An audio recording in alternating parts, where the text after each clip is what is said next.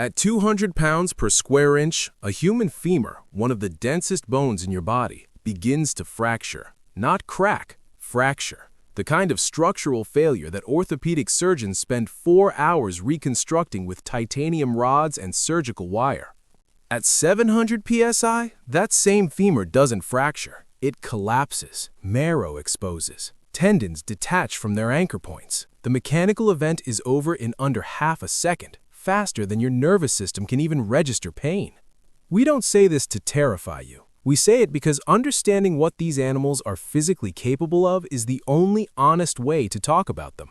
This isn't a horror list. This is biomechanics. This is anatomy. And if you own one of these breeds or plan to, you deserve the unfiltered truth about what lives behind that jaw.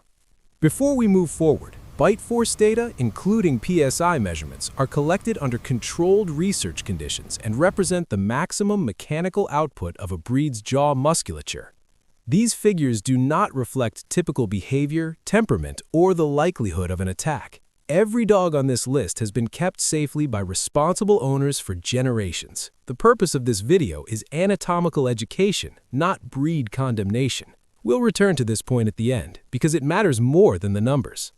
Bite force isn't just about jaw size. It's a system, a triangle of 3 variables: the length of the mandible, the mass and insertion angle of the temporalis and masseter muscles, and the surface area of the carnassial teeth. Breeds with shorter, wider skulls, a trait called brachycephaly in mild form, concentrate muscular force into a smaller mechanical radius, creating pressure output that defies their body weight. Keep that in mind as we go through this list. Number 10. American Bulldog, 305 PSI. The American Bulldog is often dismissed as a companion breed. That's a misread. This dog was purpose-built for hog hunting and farm protection, tasks that required holding, not just biting. At 305 PSI, the grip is designed to sustain pressure rather than deliver a single explosive force. The jaw doesn't release. That sustained compression is biomechanically often more damaging than a single high-force bite. Do not underestimate an animal engineered for endurance. Number 9. Rottweiler, 328 PSI. The Rottweiler is one of the most data-documented breeds in bite force research, which makes it a reliable baseline. At 328 PSI, it sits comfortably above the bone fracture threshold for most human extremities. What makes the Rottweiler anatomically notable isn't raw PSI, it's the combination of neck mass and body weight behind each bite. The force doesn't come from the jaw alone. The entire 110-pound frame drives it. That's not a bite, that's a collision. Number 8. Leenberg, 399 PSI. Most people have never heard this name. The Leonberger, a German mountain breed built to resemble a lion, produces a bite force that most working protection breeds can't match, yet it almost never appears in these conversations. At 399 PSI, its jaw structure is a product of mountain livestock guarding, where the ability to deter large predators wasn't optional. The irony is that well-socialized Leonbergers are among the most emotionally gentle giants in the working dog category. PSI and personality are genuinely separate variables. We'll come back to that. Number 7. Borbull, 450 PSI. South Africa, a breed developed specifically to guard remote homesteads against leopards and baboons, animals that themselves are apex threats. The Borbull's 450 PSI reflects that evolutionary pressure with brutal honesty. This is not an ornamental dog. Its musculoskeletal structure, particularly the sagittal crest of the skull where jaw muscles anchor, is among the most developed of any domestic breed. Ownership in several countries requires formal licensing. That's not bureaucracy being paranoid. That's governments reading the anatomy correctly. Number 6. English Mastiff, 530 PSI. The largest dog breed by mass on Earth, regularly exceeding 200 pounds, and the jaw force scales accordingly. At 530 PSI, the English Mastiff enters a category where a defensive bite to a human forearm doesn't just break it, it creates compound fracture patterns across multiple bones simultaneously. The Mastiff's jaw closing speed, however, is slower than lighter breeds, a trade-off of sheer mass. What it lacks in velocity, it replaces with compression that continues long after initial contact. Number 5. Tosa Inu, 550 PSI.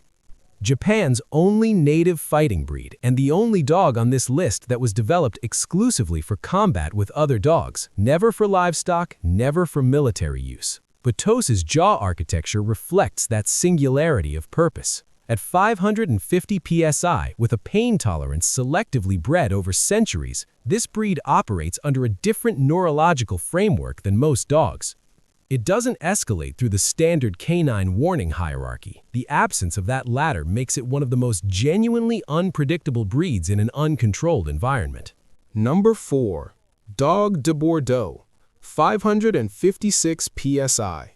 France's ancient war dog.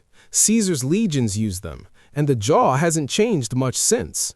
The Dog de Bordeaux carries the largest head-to-body mass ratio of any breed on Earth.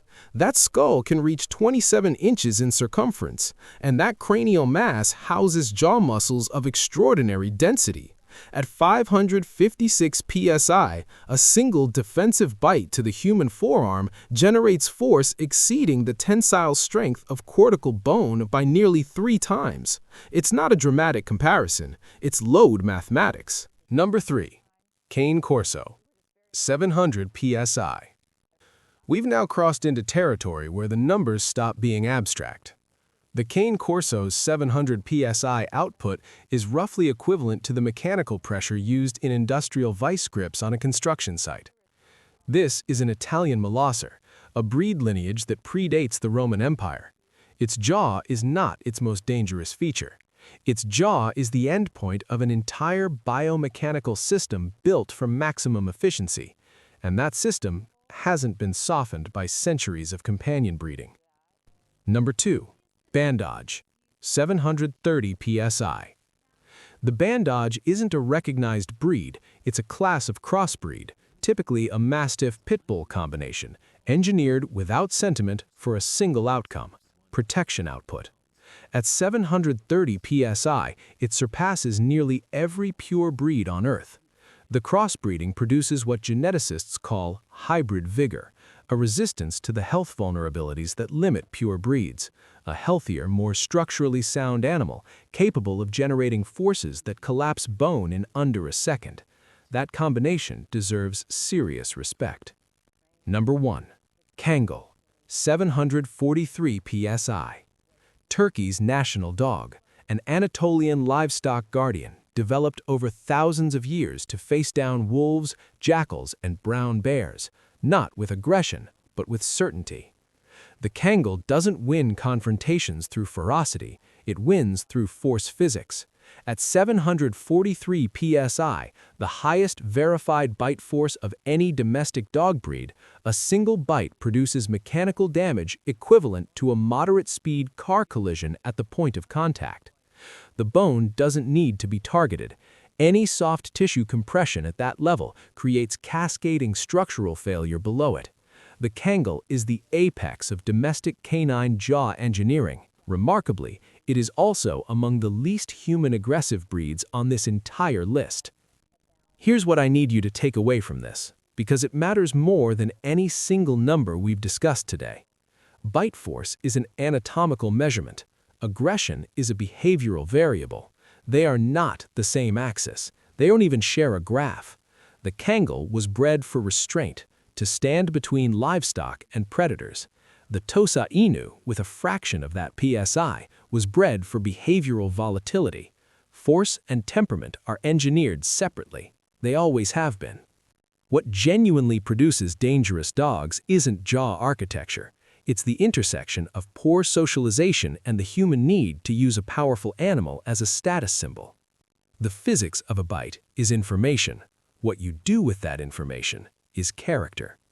If you found the anatomy in this video genuinely interesting, the mechanics of leverage, muscle insertion data, drop a comment.